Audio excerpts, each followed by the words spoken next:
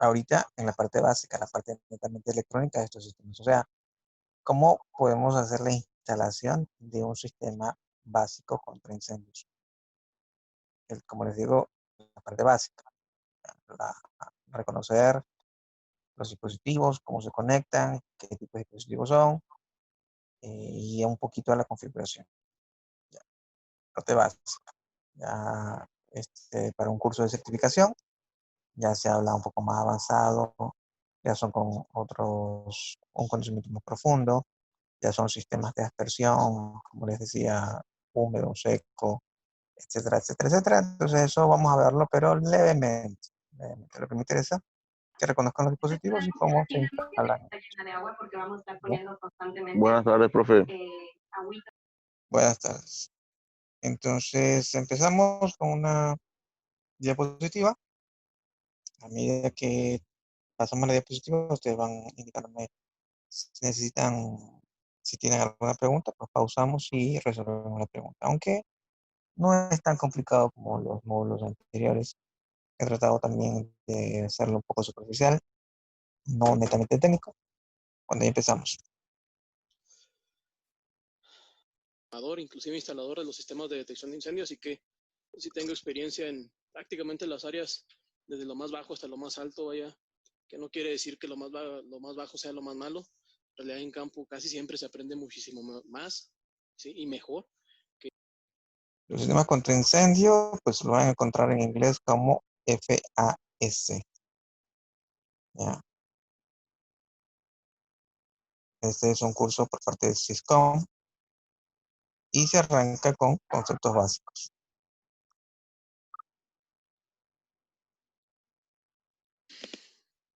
¿Qué es el fuego? Si no sabemos qué es el fuego, pues no vamos a poder introducirnos a todo esto. El fuego no es más que un proceso de combustión que se realiza de una manera violenta. ¿Sí? Es una reacción química, vaya, que se realiza de una manera muy violenta y pues desprende gran cantidad de energía. El fuego se va a hacer presente cuando ya hay llamas, ¿sí? Flamas. El fuego también produce calor y puede producir humo. Y fíjense lo que acabo de decir, puede producir, porque hay veces que produce tan poco que es prácticamente imperceptible.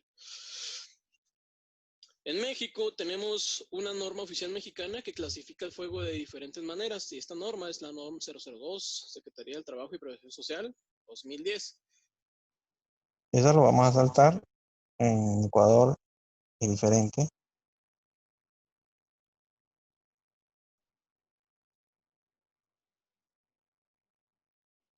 Como bien saben, puede ser extremadamente peligroso para la vida de los seres vivos. Así que hay que tener muy claro esto. Un fuego no es lo mismo que un incendio. Un fuego puede ser de manera controlada. Vaya, por ejemplo, el mechero de nuestras estufas, un encendedor tal vez, lo tenemos controlado, pero un incendio ya es la presencia de fuego, pero de manera que no está controlada, ¿sí? Y esto puede ser muy peligroso. Y las flamas o las llamas es lo que se produce, vaya, de la combustión de algún tipo de material, ¿sí? Estas flamas pues son de diferentes colores, va a depender el color del tipo de material que se está quemando o del gas, ¿sí? El humo, pues el humo es una suspensión de partículas en el aire muy pequeñas, vaya, ¿sí? Son pequeñas partículas sólidas, ¿sí? Que se producen por una combustión o una mala combustión. Prácticamente cuando se está iniciando la combustión o cuando se está acabando la combustión es cuando se genera más humo, ¿sí? Ya cuando la flama vaya cobijó a la gran parte del material que se está incendiando, ¿sí? Que está prendiendo, que está ardiendo, pues ya la presencia del humo se hace cada vez, pues ya es menos, ¿sí? Ya es menos la presencia del humo. Y los componentes del fuego son básicamente 4 cosas, y para esas 4 cosas se representan con esta cosa que se llama tetraedro del fuego. Cualquier fuego, con cualquiera de esas 4 cosas que vemos en pantalla, que es el oxígeno, el calor, el combustible y prácticamente la reacción en cadena, ¿sí? Que es la reacción química, vaya. Si cualquiera de esas 4 componentes del fuego no existe, pues no va a haber fuego, vaya. Prácticamente sofocamos el fuego. Por ejemplo, en un site donde no podemos poner rociadores porque obviamente tenemos equipo de cómputo sensible ahí, pues ¿qué es lo que hacemos? Liberamos algún tipo de agente extintor, un gas, por ejemplo, un gas inerte, y lo que hacemos es desplazar al oxígeno, ¿sí? E inclusive en algunos tipos de gases no se desplaza al oxígeno como tal, sino que la reacción en cadena es la que se detiene, vaya, detenemos esa reacción química. El agente extintor, vaya, más usado por naturaleza, pues es el agua. Y el agua, pues lo que quita es calor y la reacción en cadena, porque el combustible sigue estando. Imaginemos el siguiente escenario: prendemos una mesa que es de madera, pues el combustible es la madera, ¿verdad? Está ardiendo, pero la reacción en cadena la detuvimos con la presencia del agua, y también por ende por la presencia del agua detuvimos o hicimos a un lado el calor. El oxígeno sigue estando presente porque pues el oxígeno sigue estando en el ambiente, ¿no? Eso sí que les quede bien claro: con cualquiera de los cuatro componentes del tetraedro, la presencia del fuego no se va a hacer. Bueno, ¿y qué es un sistema de detección de incendio? Hasta parece un poco absurda o tonta la pregunta. Pues es un sistema, vaya, que detecta la presencia de un incendio. Pero ¿cómo hace la detección, vaya, de ese incendio? Lo hace de diferentes medios, vaya. Esos se llaman tipos de detección. Lo puede hacer por medio de la presencia del humo, la presencia de las flamas, la presencia de la temperatura, la presencia inclusive de gases antes de que se genere un incendio, vaya. Podemos hacer la presencia de todos esos componentes o de todos esos elementos, ¿sí? Por medio del sistema de detección de incendio. ¿Cómo funciona? Pues el funcionamiento es de lo más básico, vaya. De entrada, ¿sí? Pues vamos a tener este diagramita que yo creo que es la manera más sencilla de entender cómo funciona un sistema de detección de incendio. Y prácticamente pues todos los sistemas de seguridad electrónica funcionan de una manera muy similar. Un sistema de detección de incendio o un sistema de alarma contra incendio, un sistema de alarma de incendio, ¿sí? Que son lo mismo, funcionan de la misma manera.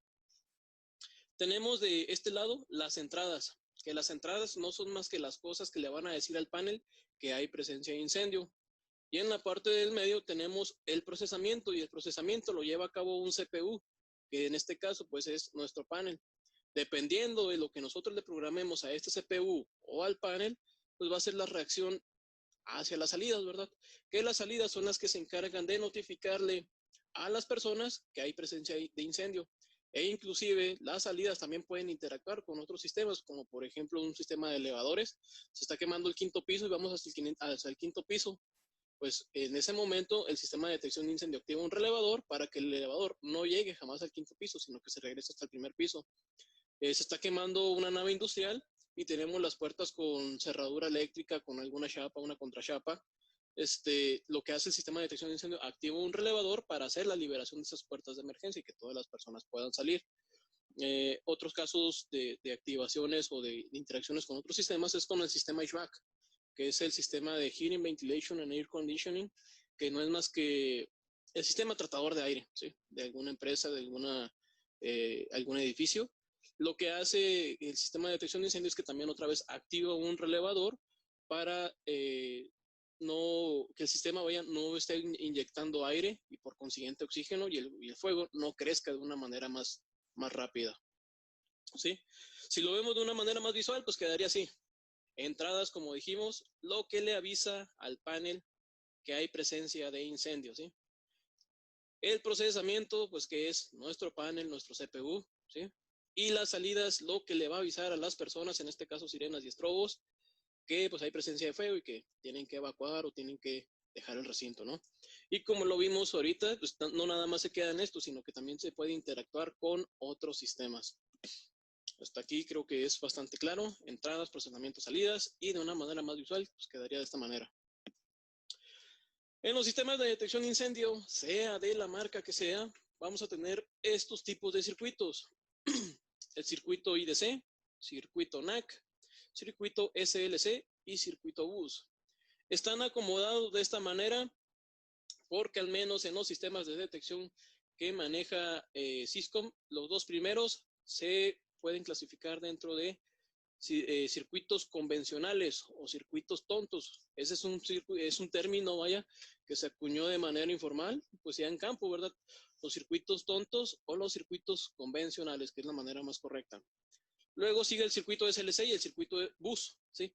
Estos dos circuitos ya no son convencionales, ya son inteligentes, ¿sí? O direccionables. O, vaya, el circuito inteligente es el término que se acuñó mucho en la parte de campo, vaya. La manera correcta, pues sería un circuito direccionable, ¿no? Vamos a ver las diferencias entre un circuito convencional y uno direccionable. Aparte, todos estos circuitos se clasifican en clases dependiendo de cómo hagamos el ruteo o la instalación de nuestro cableado. Y nada más el SLC tiene estilos, ¿sí? Ahorita los vamos a ver. Vamos a ver qué son las clases antes de ver qué son los tipos de circuitos, porque esto es bastante importante. Vamos a tener clase B. La clase B es aquel circuito que sale del panel, como se ve aquí, pero jamás retorna al panel, ¿sí? Si se fijan en los dos grafiquitos que tenemos aquí, pues sale del panel, pero jamás regresa hacia el panel. Si ustedes tienen ese tipo de cableado o ven ese tipo de cableado, tengan por seguro que va a ser una clase B. Diferencias notables es que en los circuitos convencionales, que es este de acá, este de la izquierda, no se pueden hacer derivaciones, sino que es uno tras otro, vaya, en cascada, o más correctamente, daisy chain, así se llama este tipo de cableado, uno tras otro. Y al final se pone una resistencia de final de línea. Esa resistencia de final de línea nos sirve para supervisar que el cableado no se rompa, porque si se rompa el cableado, pues puede decir, imaginemos que se rompe en este punto, pues estos dos dispositivos, este de aquí y este de acá, pues ya no están encendidos, ya no quedarían funcionando. ¿Y qué tal si el incendio ocurre en este lado, no? Tal vez en una oficina y por ahí comienza el incendio, y pues como no están conectados porque el cable, o no están encendidos porque el cable está roto, pues no van a funcionar, no van a dar el aviso hacia el panel, ¿sí? Por eso en esta clase de circuitos, todos van uno tras otro.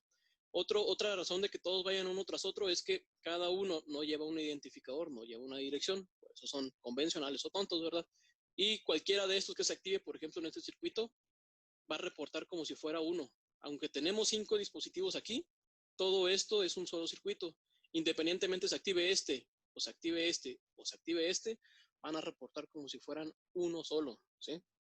Caso contrario, del lado derecho, estas ramificaciones que ven ustedes sí son posibles realizarlas, pero nada más en circuitos direccionables, ¿sí? Porque aquí en los circuitos direccionables, cada dispositivo que se vaya conectando sí tiene un identificador, ¿sí? O una dirección. Y por medio de ese identificador o de esa dirección, se reporta hacia el panel. El panel hace un cuestionamiento hacia los dispositivos, y si ese dispositivo con dirección 15, por ejemplo, no le responde, el panel sabe que ya no está viendo o no está conectado el dispositivo 15, ¿sí? Aquí no es necesaria la resistencia de fin de línea por esto mismo, porque cada dispositivo reporta de manera individual, no reportan en general, como lo hace un circuito convencional, ¿sí? Esto aplicaría entonces para los circuitos IDC y los circuitos NAC. Esto de acá aplicaría entonces para los circuitos SLC y bus. Una clase A es aquel circuito que sí retorna hacia el panel, vaya, sale, como se ve aquí, y retorna hacia el panel. ¿Qué ventajas tiene? Que es más seguro. ¿Por qué es más seguro? Porque por cualquiera de los dos caminos, ya sea la salida o el regreso, pues tiene supervisión de los dispositivos. Imaginemos el siguiente escenario, como se ve aquí, rompen el circuito, no hay problema. Estos tres quedan funcionando con el retorno y estos de acá quedan funcionando con la salida. Tendrían que romperse de dos lados el circuito para que perdiéramos, en este caso, a estos cuatro, ¿no? Si se rompiera de este lado. Sí, pero ya es algo poco común, vaya. De todas maneras, cuando se rompe el circuito, el panel se da cuenta, vaya, y manda una notificación de que se rompió el circuito, vaya, ahí ya no hay continuidad en el circuito, que está roto el circuito en clase A. Y este circuito aplica tanto para convencionales como para direccionables, circuitos convencionales o circuitos direccionales. Entonces se aplica para IDC, para NAC, para SLC y para bus. Y algo bien importante es que en este tipo de circuitos, la resistencia de fin de línea para los circuitos convencionales ya no es necesaria, ¿sí? Si se fijan, no hay ninguna resistencia de fin de línea supervisando el estado del cableado, porque la supervisión la realiza el mismo panel. Y bueno, los estilos, como les decía, nada más aplican ahora únicamente para los SLC. Antes se aplicaban para los NAC y para los IDC, que era un dolor de cabeza para estar leyendo eso en los planos, ¿sí? Afortunadamente ya nada más quedó para los SLC. Vamos a estar abarcando los circuitos que quedaron desde la edición de la NFPA 72, que es la norma que rige prácticamente todo lo que son los sistemas de detección de incendio, cómo se deben instalar, cómo se deben dar mantenimiento, vaya, todo, ¿sí? De la 2007 a la 2013, en la 2016 ya cambió un poquito, pero al menos en México todavía lo que se usa bastante es la 2013.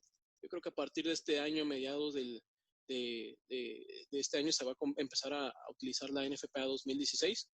Por cierto, aprovecho el momento para hacer promoción. Syscom ofrece esta certificación en la NFPA 72 año con año.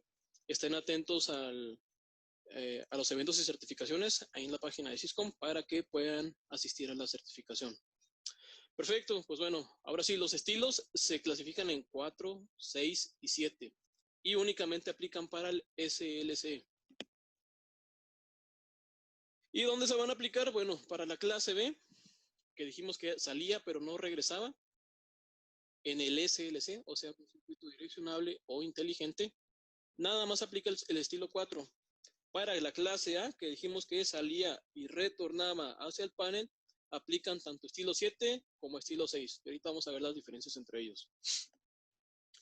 Vaya, para un SLC clase B estilo 4 es prácticamente esto.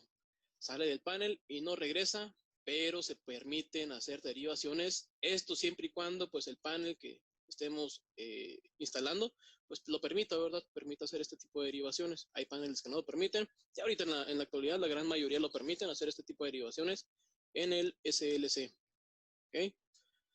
Luego viene el SLC clase A porque sale y regresa. Pero aquí algo bien importante. Saliendo y retornando vamos a tener estas cosas que se llaman módulos aisladores de cortocircuito, ¿sí? Esos aisladores de cortocircuito, si quieren una analogía, es como las pastillas termomagnéticas o los fusiles que ustedes tienen en sus casas. En caso de que haya un cortocircuito, pues hasta aquí llega, no llega hacia el panel, ¿no? Aparte de eso, en el estilo 6, de que saliendo y regresando, debe haber un aislador de cortocircuito. Cada 25 dispositivos direccionables que nosotros coloquemos, debe de haber otro aislador de cortocircuito. 25 dispositivos y otro aislador, 25 dispositivos y otro aislador, y otros 25 dispositivos, y como ya retornamos, pues otro aislador, ¿sí? Esa es la importancia, vaya, del estilo clase A, del estilo 6 en la clase A. ¿Qué pasaría si ocurriera un cortocircuito aquí? Pues nada más perdemos 25 dispositivos, no perdemos todo, ¿verdad? Caso contrario, si no hubiera ningún aislador, hay un cortocircuito y se nos va todo, perdemos todo. ¿Qué tal si tenemos, no sé, 100 detectores? Los 100 detectores dejan de funcionar por el cortocircuito que hubiera en algún punto del cableado. Y el estilo 7, pues es un poco más robusto. Bueno, no un poco, un montón más robusto, porque ya en lugar de ser cada 25 dispositivos, es cada dispositivo, ¿sí? Saliendo y regresando, aislador de cortocircuito, y cada dispositivo, un aislador. Sí, fíjense que el aislador está por la parte del frente y por la parte trasera, ¿verdad? O sea que cada dispositivo queda protegido por esos dos aisladores, ¿sí? Cortocircuito aquí, nada más perdemos ese dispositivo. Si tenemos 100 detectores y ocurre un cortocircuito en esta posición o en esta parte, nada más uno vamos a perder. 99 de los detectores que tenemos siguen funcionando, ¿sí? Y en la clase B, ¿será importante colocar dispositivos? Claro, dispositivos aisladores de cortocircuito, pues claro que es importante, ¿verdad? En este caso, como en estas imágenes, si no hay un aislador, si hay un cortocircuito en cualquier parte, se nos cae todo. Dejamos de ver a los detectores. Lo importante es saliendo inmediatamente del panel un aislador de cortocircuito, obviamente para proteger nuestro panel. Y cada vez que hagamos algún tipo de derivación, como es el caso aquí, también poner un aislador de cortocircuito. ¿Para qué? Si ocurre un cortocircuito en una de estas derivaciones, pues nada más esa derivación sea la que se pierda. No todo el circuito o todos los circuitos que tengamos ahí. Y ahora sí, vamos a entrar en lo que son los tipos de circuitos. Un circuito IDC es un circuito de dispositivos de iniciación. Si lo quieren leer de manera inversa, circuitos de dispositivos de iniciación o Initiating Devices Circuit, por sus siglas en inglés. Es un circuito convencional, como ya habíamos visto, y aquí se conectan puras cosas convencionales, detectores, estaciones de jalón, pues prácticamente, oye, no hay módulos aquí en los circuitos IDC. Convencionalmente o comúnmente se los conoce como circuitos de zona, ¿sí?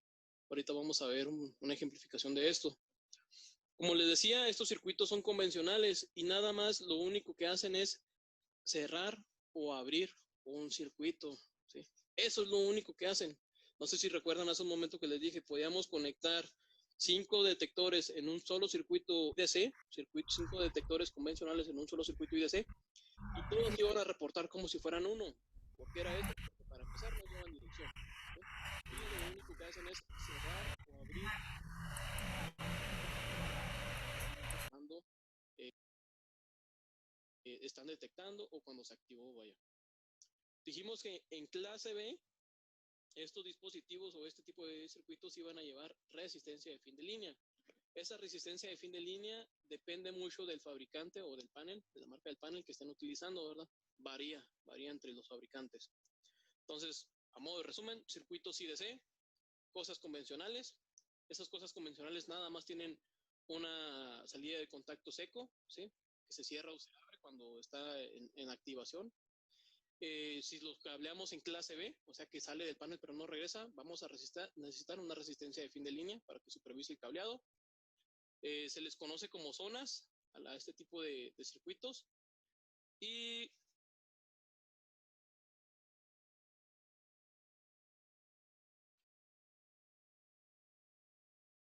disculpa.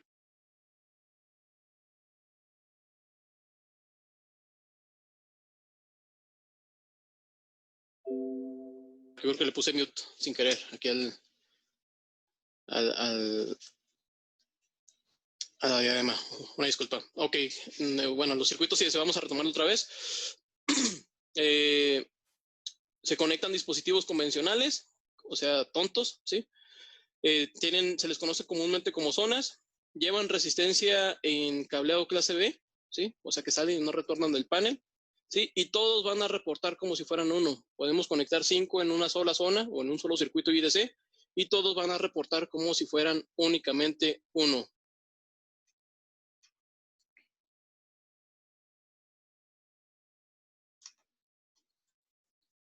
Vamos al siguiente circuito. Bueno, típicamente así lo van a encontrar. Los paneles convencionales tienen circuitos IDC o zonas y aquí se conectan un montón de dispositivos, ¿sí? Y a eso se le conoce como zona. Dependiendo de la capacidad del panel, va a ser la cantidad de circuitos IDC o de zonas que pueda soportar, ¿verdad? Y al final dijimos que en clase B, aquí debería de llevar una resistencia. ¿Cómo sabemos que es clase B? Pues porque no está retornando hacia el panel. Por el contrario, el circuito SLC, este circuito ya es un circuito direccionable o inteligente, ¿sí? Y aquí a este circuito también le conocen comúnmente en campo como lazo o loop. Es el circuito de señalización de línea, ¿sí? O Signaling Line Circuit por sus siglas en inglés. Aquí dijimos que ya se conectan dispositivos direccionables, ¿sí? Entonces eso quiere decir que cada uno de los dispositivos que vayamos conectando ahí, pues va a tener su propia dirección, que no es necesario en la mayoría de las marcas que sea de manera consecutiva. Fíjense, en la mayoría de las marcas, en las marcas que maneja aquí Syscom, no es necesario que sea de manera consecutiva.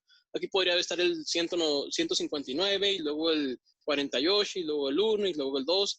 No es necesario, vaya, que lleve un orden en las marcas que manejamos aquí en Syscom, ¿sí? No es necesario cuando se cablea en clase B que exista una resistencia de fin de línea. Esa resistencia de fin de línea no es necesaria porque, como lo comenté anteriormente, cada uno de los dispositivos se va a reportar hacia el panel a través de la dirección. ¿Qué es lo que hace el panel? Les pregunta, oye, 1, ¿cómo estás? Ah, estoy bien. Ya le respondió. Oye, 2, ¿cómo estás? Estoy bien. Y ya le respondió. Si uno de ellos no responde, pues se toma el panel, da por hecho que no está conectado o tiene algún tipo de falla y lo indica inmediatamente aquí en el panel. ¿Okay? Esto es sencillo, vaya, es el lazo o el loop así se le conoce coloquialmente en campo. Se le conectan dispositivos direccionales, o sea que cada dispositivo tiene una dirección o un identificador y no requiere resistencia en clase B. También siguen siendo dos hilitos, igual que en el IDC, un positivo y un negativo. Vamos a toparnos ahí en el circuito SLC, que vamos a tener algunos dispositivos. Bueno, hasta ahorita vemos que hay dos clases, A y B. El uno que viene sin retorno, el otro que viene con retorno, con ventajas y desventajas cada uno. Y 4 tipos de cableado. El convencional y el inteligente. Dentro del convencional pues, está el IDC, el NAC, y dentro de los inteligentes el bus y el SLC. Ahora ya va a entrar un poquito más profundo la parte técnica. Entonces, pongamos atención.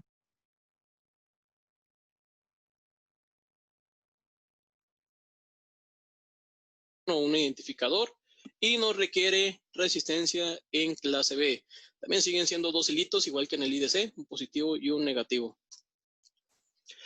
Vamos a toparnos ahí en el circuito SLC, que vamos a tener algunos dispositivos que nos van a ayudar a convertir los circuitos IDC o los convencionales a direccionables, ¿sí?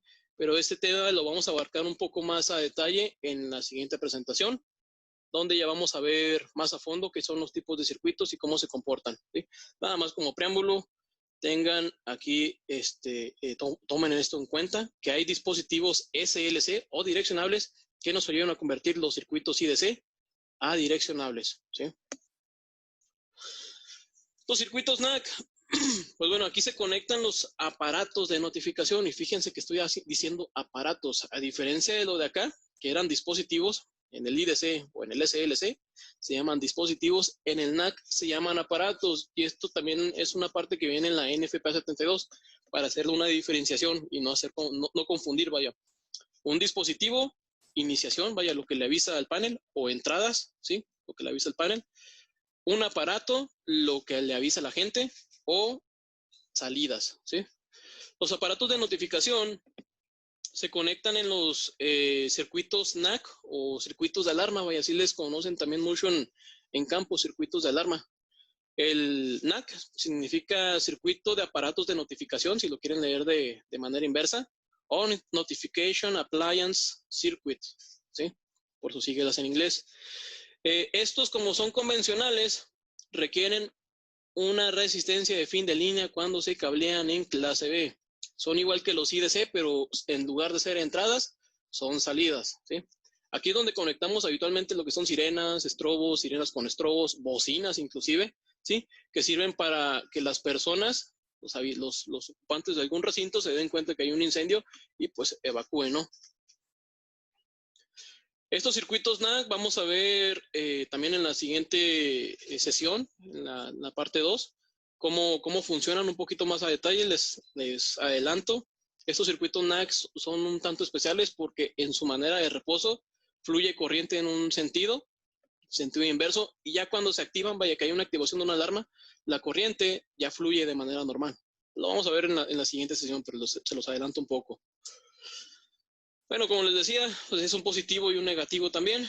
Cuando se cablea en clase B, resistencia de fin de línea, esto sería una sirena o un estrobo, ¿sí? Y cuando se cablea en clase A, pues lo que se hace es, se elimina la resistencia y se toman los dos circuitos que están ahí pegaditos, vaya. El circuito bus también es un circuito direccionable, ¿sí? Eso quiere decir que cuando cablemos en clase B, que no regresemos al panel, no vamos a necesitar resistencia de fin de línea, ¿sí? Aquí en los circuitos bus va a depender mucho de la marca, qué es lo que se pueda conectar. Un circuito bus puede conectar o puede alojar expansores de lazo, ¿sí? Expansores de SLC, porque el panel pues ya consumimos, vaya, el expansor SLC que tenía incorporado, necesitamos uno más adicional. Podemos conectarles anunciadores remotos, que no es más que un espejo, vaya, del anunciador propio o del teclado que ya trae el panel. En algunas marcas podemos conectar fuentes de poder, ¿sí? Pero como les decía, eso va a depender un montón de la marca que estemos utilizando. Hay muchas marcas que no dejan como tal así bus, circuito bus, sino que le anteponen una o varias letras. Por ejemplo, Fahrenheit le antepone ANN, ANBUS. Silent Night y Fahrenheit le anteponen una S-Bus, S-Bus, ¿sí? Como les decía, no necesita resistencia de fin de línea y en algunos casos inclusive se puede cablear ya no con derivaciones tan simples como lo es el SLC, que son los T-taps o las derivaciones en T, sino que se puede hacer un cableado estrella. Por ejemplo, llegamos aquí y de aquí podemos salir para arriba, de aquí podemos salir para la derecha, como está en el ejemplo, o para abajo, o inclusive en cualquier otra dirección, ¿verdad? En algunos paneles, sí hay que revisar las hojas técnicas, las especificaciones de cada fabricante. Es el único circuito que funciona a 4 hilos. Todos los demás funcionaban a 2, que era un positivo y un negativo. Este circuito bus requiere, aparte del positivo y del negativo, de 2 hilos adicionales que no son más que datos, TX y RX, o envío de datos y recepción de datos. Algunos paneles lo marcan como TX o RX y algunos otros paneles lo marcan simplemente como A y B. ¿Cómo se realiza la conexión? A con A, B con B, así de sencillo. Pues,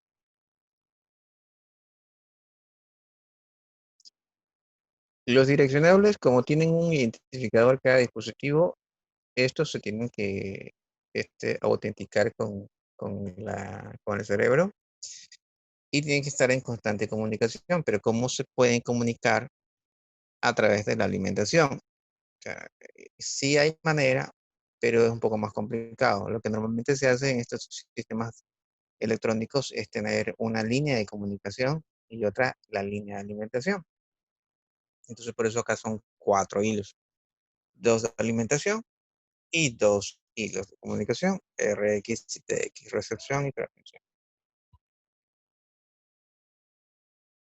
positivo con positivo y negativo con negativo. Y bueno, ¿qué tipos de sistemas de detección de incendio existen en el mercado? Ahorita hay 2 que predominan bastante. Este sistema convencional direccionable prácticamente ya está saliendo del mercado, ya no es tan común. Yo creo que ya no lo fabrican, ¿sí? Pero lo que es el convencional y el analógico direccionable son los que predominan bastante más ahorita en el mercado. ¿Cuál es el mejor? Pues bueno, eso va a depender un montón de las necesidades, ¿sí? De lo que se necesite estar monitoreando y cómo se tenga que estar haciendo la detección, vaya. Un sistema convencional trabaja por zonas, ¿sí? Que una zona, acuérdense que dijimos que era un IDC. Y cada fabricante, pues determina el número de zonas con las que puede trabajar cada panel. Hay paneles que van desde una zona hasta las 100 zonas, ¿sí? Básicamente una zona consiste en alguno o todos los accesorios de iniciación, que pueden ser detectores, estaciones de jalón, ¿sí? Algunos paneles tienen la capacidad de crecer en zonas, ¿sí? E inclusive en NACs. Y lo único que utilizan este tipo de sistemas son circuitos IDC y NAC. Hay uno que otro, como por ejemplo los sistemas convencionales de Silent Night, que utilizan los circuitos bus también para poderle conectar a un anunciador, sí, pero también depende mucho de la marca. Pero estos 2 siempre van a prevalecer en los sistemas convencionales, circuitos IDC y circuitos NAC. ¿Qué ventajas tienen? Pues que son muy económicos. ¿Qué desventajas tienen? Estas que vamos a ver a partir de ahorita. Bueno, de acuerdo a la NFPA 72, en esta sección, limita el número de válvulas de flujo a 5 en una sola zona. Tal vez no quede claro, ahorita lo voy a explicar. Limita el número de dispositivos de iniciación a 20 en una sola zona. Eso quiere decir que no podemos ponerle más de 20 detectores en una sola zona. No quiere decir que el panel no lo pueda soportar, pero por normatividad no puedes exceder de 20 dispositivos de iniciación en una sola zona. O sea, 20 detectores en una sola zona. Tal vez en otra zona tengas 20 estaciones de jalón, en otra zona otros 20 detectores, ¿sí? Y acuérdense que todos esos 20 van a reportar como uno. Precisamente todo esto, esta normatividad está basada en eso. Imaginemos que tengamos 20 dispositivos a lo largo de una serie de oficinas. ¿Cuál de las 20 oficinas fue la que se activó? En lo que se da la búsqueda de entre las 20 oficinas, puede ser que el incendio consuma todo, ¿sí? Se pierde bastante tiempo en identificar dónde se originó el incendio. Otra limitante que tiene es el número máximo de metros cuadrados que puede cubrir cada una de las zonas. Cada una de las zonas no puede cubrir más de 1,858 metros cuadrados. Si la superficie que vamos a estar cubriendo tiene más de esta área, se necesitan ocupar más zonas. También viene relacionado a la localización de donde se originó el incendio, ¿sí? Cuando existe una condición de problema o alarma, no indica el punto exacto donde se está originando. Esto obliga a realizar una inspección total de los equipos, ¿sí? Y con respecto al primer punto, las válvulas de flujo de agua no son más que aquellas válvulas que indican que un rociador se ha activado. Cuando un rociador se activa, pues hay flujo de agua. Y en la tubería donde fluye esta agua, se instalan unos dispositivos similares a estos de aquí, ¿sí? Que detectan que hay flujo de agua. Eso quiere decir que ya hay incendio, ya se está quemando algo, por eso los rociadores se activaron. Y de estos no podemos tener más de 5 en una sola zona. A eso se refería el primer punto. Un sistema direccionable, pues aquí ya cambia, ya los circuitos, estos de aquí, ya no se llaman zonas, sino que quedamos que se llamaban lazos, loops o SLC, ¿sí? Ahí en estos circuitos vamos a conectarle dispositivos direccionables y a cada uno de esos dispositivos direccionables se le llama punto. Es un punto de detección o inclusive un punto de notificación o de salida, ¿sí? Vamos a ver que a diferencia de los circuitos IDC, que nada más son puras cosas que se le conectan, puras cosas de entrada que se le conectan ahí, en los circuitos SLC podemos tener puntos que sean también para salidas, ¿sí? No son exclusivos para las entradas. Un sistema direccionable, como les decía, puede tener dispositivos de iniciación, que son de entrada, o de control, que son salidas, ¿sí? ¿Cuál es la diferencia entre uno de entrada y uno de salida? Pues bueno, uno de entrada le va a avisar al panel, vaya, que hay una condición de alarma de fuego o de fuego, que hay presencia de fuego. Esto se hace por lo general a través de detectores, una estación de jalón, ¿sí? Una válvula de flujo de agua y un... Adelantando un poquito, la parte de detectores de jalón es la palanca. No sé si han visto, ya me lo presentan ahí, la palanca a la que jala.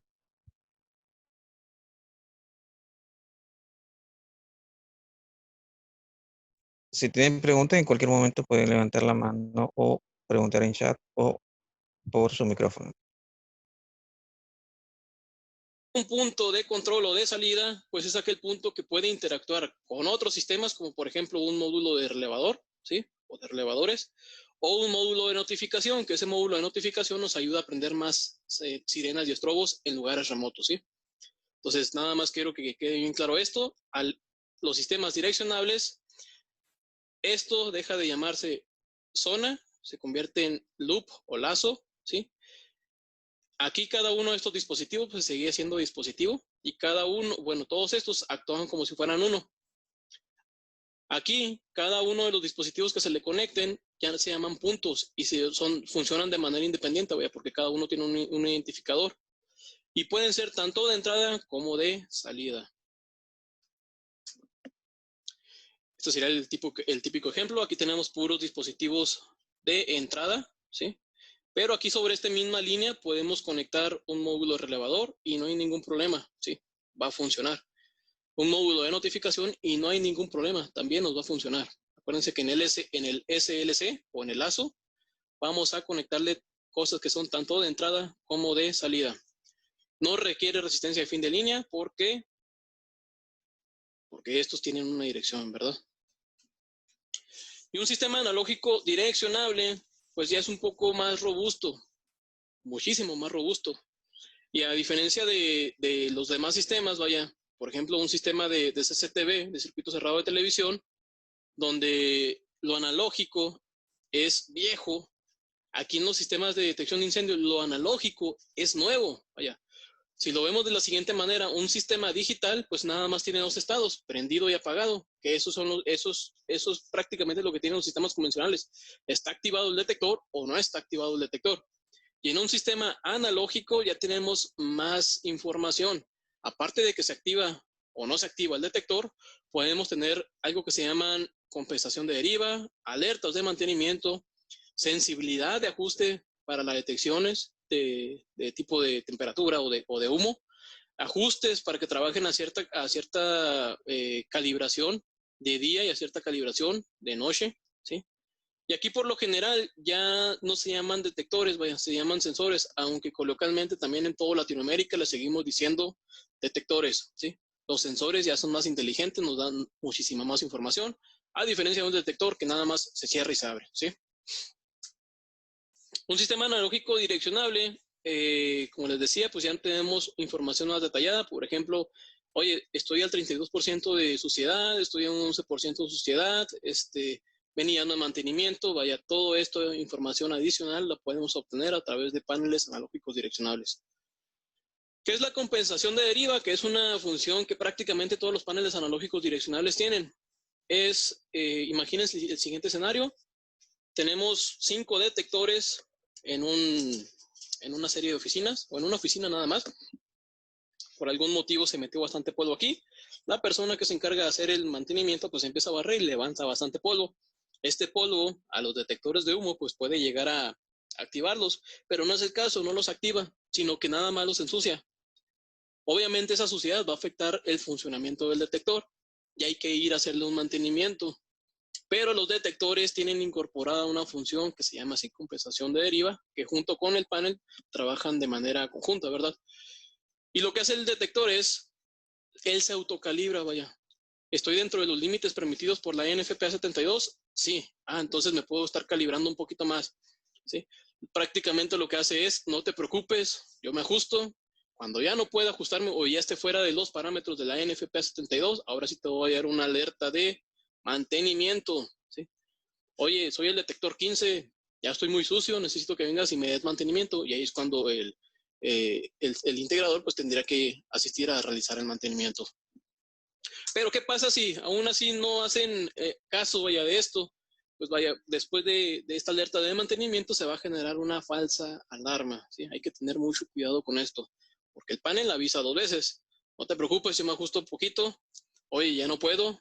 Y a la tercera es la vencida, ¿verdad? Ahora sí, activación y es una falsa alarma. Bueno, la sensibilidad de ajuste por detector o por serie de detectores, que es como trabajan la mayoría de los paneles que aglomeran, vaya, un conjunto de detectores y le dan cierta sensibilidad. Por ejemplo, en una nave industrial donde trabajan de día, ¿sí? Pero de noche no. Pues tal vez de día tengamos una sensibilidad del 50% y de noche una sensibilidad del 100%, porque queremos que la noche esté más sensible, porque pues, no hay nadie, ¿verdad? No tendría por qué estarse generando polvillo, cualquier otra situación, pues lo tendría que detectar como una activación, vaya, de humo o de fuego, vaya. Bueno, ¿y cómo se comunican los dispositivos con el panel o el panel con los dispositivos? Porque puede ocurrir de esas dos maneras. Para eso se utiliza algo que se llaman protocolos, que los protocolos no son más que una serie de pasos o de reglas que hay que seguir para que se logre esa comunicación. Cada fabricante utiliza un protocolo de comunicación y muchos de esos protocolos de comunicación son desarrollados por los fabricantes de los sensores. Lo único que hacen es que las empresas le dicen al fabricante, oye, necesito una serie de detectores porque voy a hacer un panel nuevo. Ok, tengo mi protocolo, pero para ti te voy a modificar ligeramente el protocolo y va a ser único y exclusivo para ti. Por eso, si uno agarra un panel un detector de Notifier y un detector de Farlight y un detector de Silent Night, los ve prácticamente igual uno, porque son el mismo fabricante, que es en este caso System Sensor. Pero si uno quiere utilizar un detector de Silent Night en un panel Notifier o viceversa, ¿sí? No va a funcionar. ¿Por qué? Porque el protocolo es único para cada uno de los fabricantes, ¿sí? Ellos lo modifican sutilmente para que nada más comunique con sus paneles, los detectores. No es posible utilizar detectores y módulos de una marca en un panel de otra marca distinta. Tienen que ser la misma marca. Y bueno, estos protocolos lo que determinan prácticamente es el largo del tamaño del circuito SLC, ¿sí? ¿Qué tipo de cable debo de utilizar en el circuito SLC? Y la velocidad de comunicación en el circuito SLC. Estos protocolos se dividen básicamente en dos, los que no son digitales y los que son digitales. Los que no son digitales, poco a poco han estado muriendo porque son lentos, ¿sí? Lo que hacen esos protocolos que no son digitales es que el panel interroga o los dispositivos se comunican hacia el panel, pero de uno a la vez. Pregunta luego pregunta luego pregunta este. Sí, eso lo hace bastante lento. Tenemos nosotros algunos paneles de la serie Vista que son de fuego y de intrusión que utilizan este protocolo, ¿sí? Ustedes, si alguna vez han utilizado uno de estos paneles y han activado algún dispositivo, han notado que de repente demora un poco más y a veces un poco menos. Eso es porque el panel hace todo el recorrido, vaya, entre todos los dispositivos que estén conectados y hasta que no termina el recorrido y se da cuenta, imaginemos el siguiente escenario, se activó esta estación de jalón. Justo cuando se activó, ya había pasado hacia el siguiente detector, interrogarlo. El panel lo que hace es seguir toda la secuencia. Y si hay 100 dispositivos, hasta que no termina con los 100 dispositivos y regresa, es cuando se da cuenta que hay una condición de alarma. Por eso son un poquito lentos estos protocolos, vaya. En el caso de los protocolos digitales, ya no hacen eso, sino que agrupan a un conjunto de dispositivos de iniciación y los interrogan o estos se comunican hacia el panel a la vez. ¿Sí? Imaginemos el siguiente escenario. Aglomera a 8 o a 10 dispositivos y todos responden hacia el panel a la misma vez. El panel interroga y todos responden hacia la vez. Estamos bien. Se va hacia otros 10 y lo mismo, se va hacia otros 10 y lo mismo. Pero ¿qué ocurre como en el ejemplo anterior?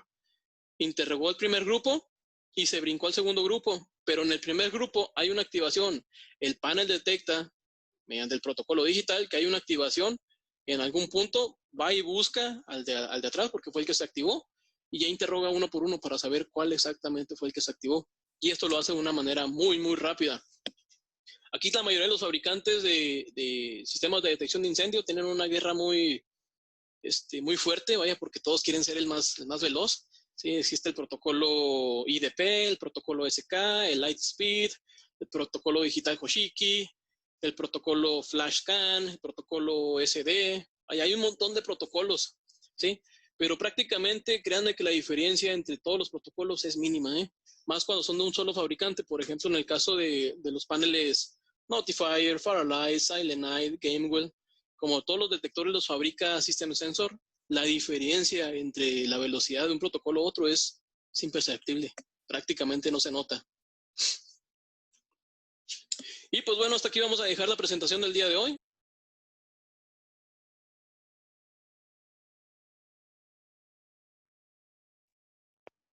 Esta es la parte básica, no hay mucho en la parte básica, ¿no? Se habla un poco de los protocolos de comunicación, ya escucharon algunos de los más famosos protocolos de comunicación. En la parte digital,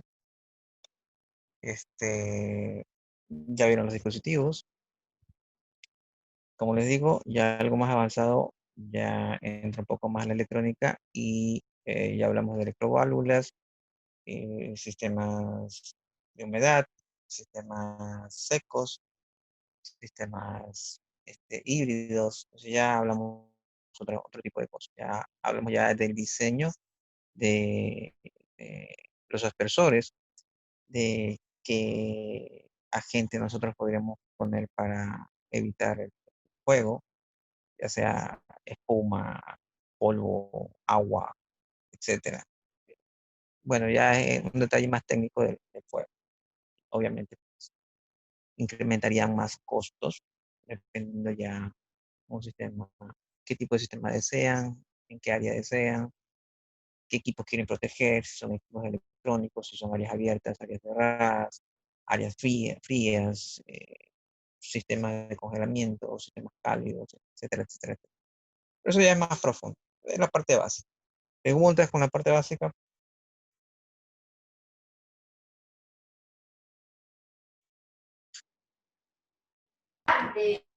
Ninguna más. Ya. Entonces, lo que se va a ver en el examen, me parece que es sobre 7 puntos, si mal no recuerdo.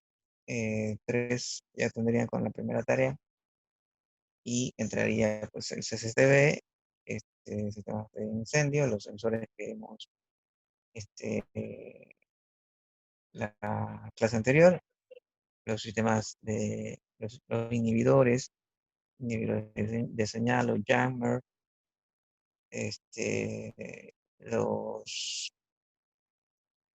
las puertas magnéticas, las de tarjeta, los biométricos, todo lo que se ha visto en clase. Si no hay preguntas con todo lo que se ha visto en clase, hasta el momento, esta clase la voy a poner en el transcurso de 2 horas, poco más o menos, se la publica. 3 horas, a más tardar, se demora un poco en subir en YouTube. Ya les pongo en el aula virtual para que la puedan revisar. Si no hay más preguntas, entonces nos vamos a quedar hasta allí. Y tengo entendido que tienen una tarea a las 5 de la tarde, pero nos vamos a quedar 15 minutos con mis grupos de tutoría. Una consulta más. Bueno, Ustedes no van a enviar reactivos. ¿vale? Usted no va a enviar reactivos de las preguntas. No, no acostumbro a enviar eso. Ah, ya listo, ok.